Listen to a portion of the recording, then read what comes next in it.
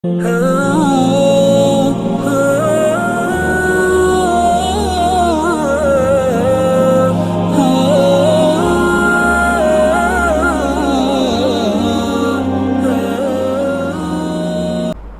للہ وکفی وسلام علی عبادہ الذین اصطفی اما بعد۔ محترم سامعین، السلام علیکم ورحمۃ اللہ وبرکاتہ۔ آج آپ حضرات کی خدمت میں کچھ باتیں 25ویں پارے سے اور کچھ 26ویں پارے سے بیان کی جائیں گی۔ 2 پاروں کا خلاصہ بیان کرنا ہے، 2-4 منٹ زیادہ ہو سکتے ہیں، امید ہے کہ آپ حضرات بغور سنیں گے۔ اعوذ باللہ من الشیطان الرجیم، بسم اللہ الرحمن الرحیم۔ وما اصابکم من مصیبت فبما کسبت ایدیکم ویعفو عن کثیر۔ اور تم جس مصیبت سے بھی دوچار ہوتے ہو وہ تمہارے ہاتھوں کی کمائی ہے، اور کتنی چیزیں وہ درگزر کر جاتا ہے۔ یہ 25ویں پارے کی سورۃ الشورى کی آیت نمبر 30 ہے، جس کے اندر اللہ رب العالمین نے ایک اصول بیان کیا ہے کہ انسان پر جو پریشانی مصیبت آتی ہے اس کا سبب اس کا گناہ ہوتا ہے، اس کی بدعملی اس کے بدعملی کے نتیجے میں وہ چیز آتی ہے۔ اسی مضمون کی ایک دوسری آیت اللہ رب العالمین نے سورۃ الروم کے اندر بیان کی، ظہر الفساد فی البر والبحر بما کسبت ایدی الناس۔ زمین میں اور سمندر میں یعنی خشکی اور تری میں جو فساد برپا ہے اس کی وجہ، اس کا سبب بما کسبت ایدی الناس، لوگوں کے کرتوت کا نتیجہ ہے۔ وہاں پر یہ بات بیان کی کہ ظاہر سبب جو بھی ہو، لیکن اس کا بنیادی سبب یہی ہے کہ اب آدمی کے ماضی کا کوئی گناہ ہوتا ہے جس کی ایک ہلکی سے سزا مل رہی ہوتی ہے۔ اب ہم اپنے معاشرے میں دیکھیں اس آیت کریمہ کے بعد تو کیا ہوتا ہے، اگر کسی پر کوئی مصیبت آتی ہے، پہنچتی ہے، کسی کو کوئی پریشانی لاحق ہوتی ہے، تو سب سے پہلا جو الزام لگتا ہے وہ رشتہ داروں پر لگتا ہے، دشمنوں پر لگتا ہے کہ ہو سکتا ہے فلاں نے ہم پہ کچھ کروایا ہوگا، وہ بہت اس طرح کا معاملہ کرتے ہیں، ہو سکتا ہے انہوں نے یہ کروایا ہوگا جس کے نتیجے میں ہمارے ساتھ یہ ہوا۔ نہیں، آدمی سب سے پہلے اپنے آپ کو دیکھے کہ میں نے ماضی میں کیا کیا ہے، مجھ سے کیا غلطی سرزد ہوئی ہے، کون سے گناہ کا مجھ سے ارتکاب ہوا ہے جس کے نتیجے میں مجھے سزا مل رہی ہے۔ دوسروں پہ الزام نہیں، اپنے آپ کو اپنے گریبان میں جھانکنے کی ضرورت ہے۔ تو ہم سب سے پہلے اپنے آپ کو دیکھیں کہ اس طرح کا معاملہ ہے۔ اور ایک حدیث پاک اس آیت کریمہ کے تحت نقل کی گئی ہے تفسیر بغوی میں، جو امام بغوی رحمۃ اللہ علیہ کی تفسیر ہے، انہوں نے حضرت حسن کے حوالے سے یہ روایت نقل کی ہے کہ جب یہ آیت کریمہ نازل ہوئی وما اصابکم من مصیبت فبما کسبت ایدیکم ویعفو عن کثیر، تو رسول اللہ صلی اللہ علیہ وسلم نے ارشاد فرمایا والذی نفس محمد بیدہ ما من خدش عود ولا عصرة قدم ولا اختلاج عرق الا بذنب ما یعفو اللہ عنہ اکثر، کہ کسی لکڑی کی چبھن، کسی قدم کی لغزش، کسی رگ کا پھڑکنا یہ بغیر گناہ کے نہیں ہوتا ہے، اور بہت سے گناہ تو وہ ہوتے ہیں جس کو اللہ درگزر کرتا ہے۔ تو گویا یہ آیت کریمہ کی بالکل تشریح ہے وہ حدیث پاک جو ہم نے ابھی بیان کی ہے۔ تو اللہ رب العالمین بندوں کو ایک ہلکی سی سزا دیتا ہے ان کے گناہ کی اس دنیا میں۔ کیوں سزا دیتا ہے اس کو بھی اس آیت کریمہ بیان کیا گیا، لیذیقہم بعض الذی عملوا لعلہم یرجعون، تاکہ اللہ ان کے بعد عمل کا ان کو مزہ چکھائے تاکہ وہ باز آ جائیں، تاکہ وہ اس گناہ سے باز آنے والے بن جائیں، گناہوں سے باز آنے والے بن جائیں۔ اس وجہ سے اللہ مصیبت کو ہم پر بھیجتا ہے۔ اور ایسا نہیں ہے کہ ہم جو بھی گناہ کریں اس پر فوراً اللہ کی پکڑ ہو رہی، نہیں، ہمارے صرف چند گناہ پر اللہ کی پکڑ ہوتی ہے، چند معمولی گناہ پر۔ یہ سورۃ الفاتر کے اندر اللہ نے اس بات کو واضح طریقے سے بیان کیا ہے، وَلَوْ يُؤَاخِذُ اللَّهُ النَّاسَ بِمَا كَسَبُوا مَا تَرَكَ عَلَى ظَهْرِهَا مِن دَابَّةٍ، اگر اللہ بندوں کے ہر عمل پر، ان کے ہر کرتوت پر، ان کے ہر گناہ پر پکڑ کرنے لگ جائے، he would have left any kind of living character upon the earth، تو ایک ذرہ بھی اس دنیا میں نہیں بچے گا، سب تہس نہس ہو کر رہ جائے۔ اللہ سب گناہوں کی سزا نہیں دے رہے۔ وَلْيُذِيقَهُمْ بَعْضَ الَّذِي عَمِلُوا، بعض آتا ہے چند کے لیے، کچھ کے لیے، معدودہ، some of our evil deeds، چند گناہوں کا نتیجہ اللہ رب العالمین دنیا کے اندر تھوڑی سی ہلکی سزا دیتے ہیں، وہ مکمل طریقے سے سزا نہیں ہوتی۔ امام ابن قیم رحمہ اللہ نے اپنی کتاب الدواء الشافی میں لکھی ہے، یہ بات لکھی ہے کہ گناہ کی ایک نقد سزا یہ ہے کہ پھر آدمی دوسرے گناہ میں ملوث ہو جاتا ہے، دوسرے گناہ میں پڑ جاتا ہے. یہ گناہ کی نقد سزا ہے کہ اگر کوئی گناہ کیا تو اس کی سزا یہ ہے کہ پھر وہ دوسرا گناہ کرنے لگتا ہے. اور نیکی کی ایک جزا یہ ہے کہ آدمی ایک نیکی کرتا ہے تو پھر دوسری نیکیاں کرنے لگ جاتا ہے. تو یہ ایک نیکی کا ایک نقد بدلہ ہے، اس کی گویا کہ جزا ہے. تو دونوں چیزیں ہیں. اگر کوئی گناہ کرتا ہے تو پھر گناہ کرنے لگ جاتا ہے، کوئی نیکی کرتا ہے تو پھر نیکی میں اس کو کیا ہوتا ہے، اضافہ ہوتا رہتا ہے. تو یہاں پر آج ہمارے سامنے بات آئی کہ بدعملی کا نتیجہ ہوتی ہے جو مصیبتیں آتی ہیں. جو بھی مصیبت آئے سب سے پہلے آدمی اپنے آپ کو دیکھے کہ میں نے دن بھر کے معاملات ہیں، میں نے کیا گناہ کیا جس کے نتیجے میں یہ چیز آئی. دوسروں پر الزام ہم نہ لگائیں، سب سے پہلے اپنے آپ پر غور کریں. ایک بات آپ حضرات کی خدمت میں یہ ہوئی.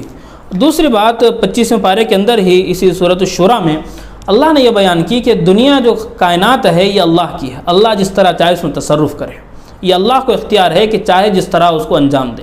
اسی طرح ایک معاشرے کے اندر انسانوں کے اندر ایک اصول اللہ نے بنایا ہے کہ اللہ کا اصول ہے کہ اللہ بعض کو اولاد عطا کرتا ہے بیٹوں کی شکل میں، بعض کو بیٹیوں کی شکل میں، اور بعض کو صرف بیٹے دیتا ہے، بعض کو صرف بیٹیاں دیتا ہے، اور بعض کو بانجھ رکھتا ہے، اور بعض کو بیٹے بیٹیاں دونوں دیتا ہے. یہ اللہ کا اصول ہے.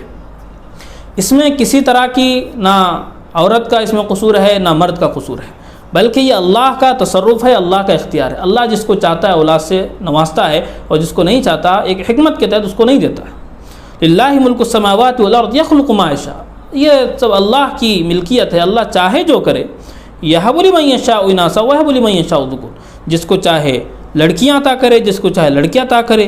او یزوجہم ذکرانا و اناثا. جس کو چاہے دونوں عطا کرے، لڑکیاں بھی لڑکے بھی. ویجعل من یشاء عقیما. اور جس کو چاہے کچھ بھی نہ عطا کرے، بے اولاد رکھی. یہ اللہ کا اصول ہے. یہ اس اصول کو سمجھنا ہوگا، کیونکہ معاشرے کے اندر جب اس طرح کا معاملہ ہوتا ہے کہ کسی کی اولاد نہیں ہو رہی ہوتی ہے تو پھر لوگ الگ الگ طرح کی باتیں کرنے لگتے ہیں جو شریعت کی روح سے بالکل غلط چیز ہے. جو اولاد کا ملنا، اولاد کا عطا ہونا، یہ اللہ کی مرضی ہے، اللہ کا تصرف ہے، اللہ کا اختیار ہے. تو ہم ان چیزوں میں زیادہ نہ پڑیں، کیونکہ اللہ نے آگے کہا انہ علیم قدیر. اللہ خوب جانتا ہے کہ کس کو کیا دینا ہے. قدیر، اللہ کو قدرت بھی ہے، ہر چیز پر قدرت ہے کہ ہر چیز کے دینے پر قدرت ہے اللہ کو. تو اللہ نے ایک حکمت کے تحت اس کو وہ چیز نہیں دی ہے جو ہمیں ناگوار محسوس ہو رہی ہے. تو ایک بات. دوسری بات یہ ہوئی. اس کے بعد 26ویں پارے کے اندر آپ حضرات کی خدمت میں آج پہلی بات جو عرض کرنی ہے وہ یہ ہے کہ اللہ رب العالمین نے قرآن کی حفاظت کا ذمہ خود لیا ہے. اور قرآن کی حفاظت کا مطلب قرآن بھی ہے، پوری شریعت ہے، پوری شریعت اسلامی دین ہے جو اللہ کی حفاظت میں. تو یہاں پر یہ بات بیان کی گئی وَإِن تَتَوَلَّوْا يَسْتَبْدِلْ قَوْمًا غَيْرَكُمْ ثُمَّ لَا يَكُونُوا أَمْثَالَكُمْ. اگر تم پھر جاؤ گے تو وہ تمہاری جگہ دوسری قوم کو پیدا کر دے گا، پھر وہ تمہاری طرح نکمی نہیں ہوگی. یہ سورہ محمد کی آیت نمبر آخری آیت ہے 38، آیت نمبر 38 ہے. اس کے اندر اللہ رب العالمین نے یہاں بھی ایک اصول بیان کیا کہ انسان یہ نہ سمجھے، خاص کر مسلمان یہ نہ سمجھے کہ میری وجہ سے اسلام محفوظ ہے. نعوذ باللہ، ایسا بالکل نہیں ہے. اسلام کی وجہ سے ہم محفوظ ہیں. انا نحن نزلنا الذکر وانا لہ لحافظون کے تحت یہ چیز بھی آتی ہے کہ اگر ہم قرآن سے جڑ کر رہیں گے، دین سے جڑ کر رہیں گے، اسلام سے جڑ کر رہیں گے تو پھر اس میں بھی ہماری حفاظت ہوگی. اگر اس سے جڑ کر نہیں رہیں گے تو پھر ہماری حفاظت کا کوئی ذمہ اللہ نے نہیں لیا. اللہ نے پیدا کیا ہے اللہ کی ماننے کے لیے. اللہ کی مانیں گے تو پھر اللہ ہم کو زندہ رکھے گا. مسلمان ہیں تو پھر ہمارا جو مشن ہے اس مشن کے ساتھ ہم کو جڑے رہنا ہوگا. ورنہ ہوگا کیا؟ ہم اسلام قبول کیا ہے، اسلام پر چل رہے، اس کا مطلب کیا ہے کہ اسلام کا جو کمپلیٹ اسٹرکچر ہے، پورے اسٹرکچر کو اپنے اوپر لاگو کرنا ہے کہ بعض کو مان لیا بعض کو چھوڑ دیا، اس طرح کام نہیں چلے گا. پورا اللہ نے ادخلوا فی السلم کافہ جو کمپلیٹ نظام دیا ہے اس کمپلیٹ نظام کو اپنے آپ پر اپلائی کرنا ہے. یہ ایک بنیادی اصول ہے. اگر نہیں کریں گے تو فرمایا وَإِن تَتَوَلَّوْا، اگر تم روگردانی کرو گے، اس سے پیچھے رہو گے، اپنے مشن سے باز رہو گے، یستبدل قوما غیرکم، اللہ کو کسی کی ضرورت نہیں ہے. اللہ دوسرے کو لا کر کھڑا کرے گا، دشمن کو لا کر کھڑا کرے گا، پھر وہ اللہ کی بات مانے گا اور اللہ کا دین دنیا کے اندر پھیلائے گا. اس طرح کی مثالیں بے شمار تاریخ کے اندر ملتی ہے. ہسٹری میں ہم دیکھیں کہ تاتاری جو قوم تھی بہت وحشی قوم تھی. وہ گویا ایک منگول سے ایک نسبت رکھتی تھی، وہ ایران کی تھی.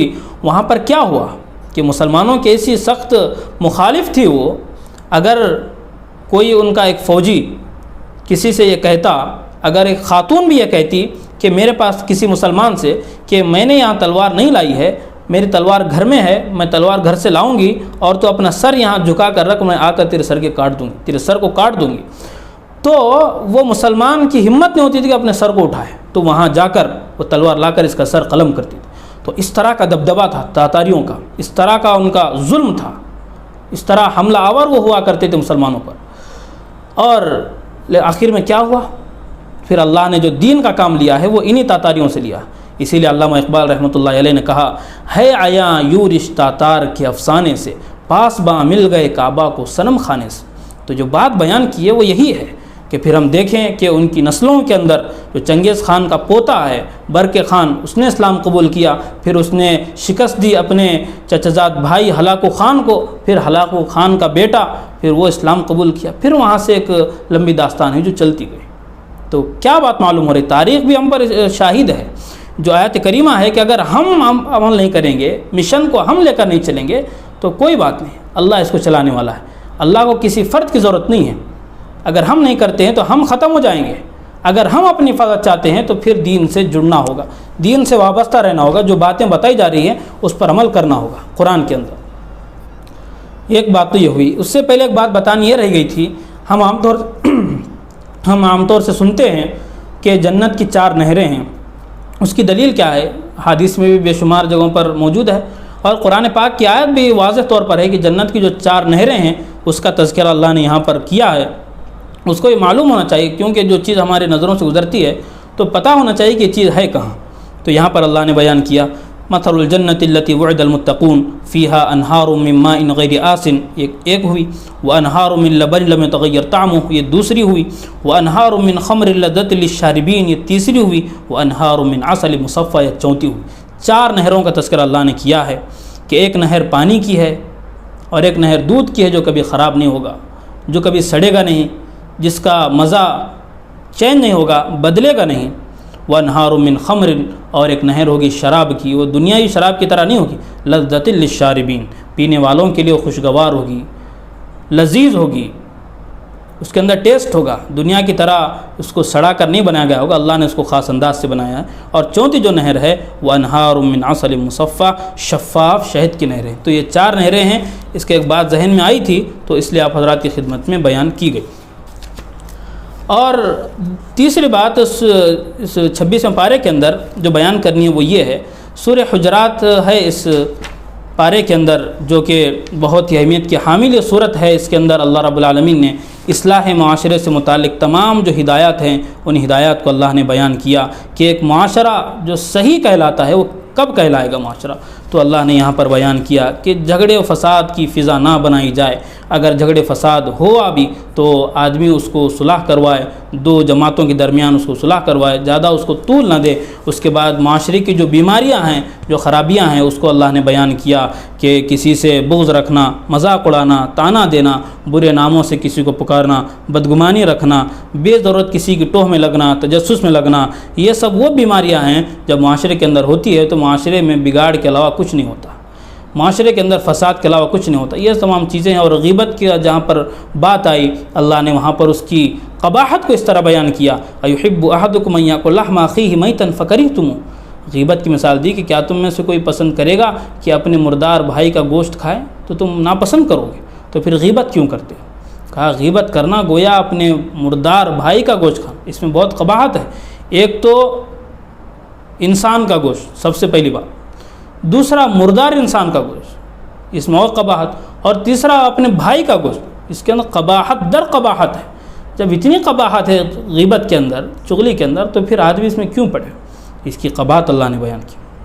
اس کے بعد اللہ رب العالمین نے ایک اور مرض کو بیان کیا معاشرے کے اندر، وہاں پر خاندانی تعصب جو ہوتا ہے کہ ہم فلاں خاندان سے ہیں تو ہم بڑے ہیں، ہم فلاں کے ماننے والے ہیں تو ہمارا اونچا مقام ہونا چاہیے، اس طرح کی جو باتیں ہیں یہ اللہ کے نزدیک کوئی معتبر نہیں ہے، کیونکہ اللہ نے جو انسانوں کو پیدا کیا ہے من ذکر و انثی، من ذکر و انثی، ایک مرد ایک عورت سے اللہ نے انسانوں کو پیدا کیا ہے۔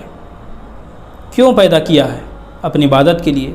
اور اللہ رب العالمین نے تمام کو قبائل کے اندر اللہ نے بانٹ دیا۔ کیوں بانٹ دیا ہے؟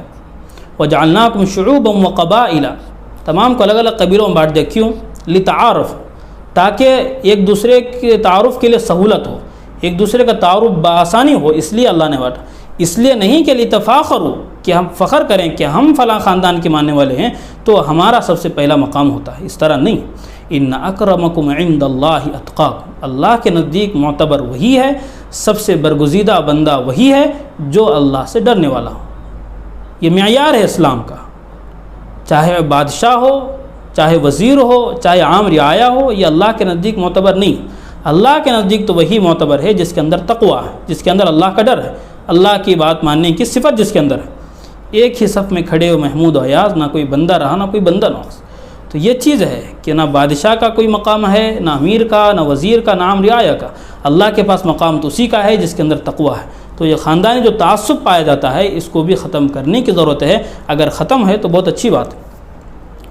تو ایک بات تو یہ ہوئی 26ویں پارے میں۔ آخری بات یہ ہے کہ دنیا کے اندر اللہ نے پیدا کیا ہے، پیدا کرنے کے بعد اللہ نے ایسے نہیں چھوڑا، اللہ ہر چیز کو ہماری دیکھ رہا ہے، ہماری ہر چیز نوٹ کی جا رہی ہے۔ ما یلفظ من قول الا لدیہ رقیب عتید، جو بھی بندہ کام کر رہا ہے اس کا کام نوٹ کیا جا رہا ہے۔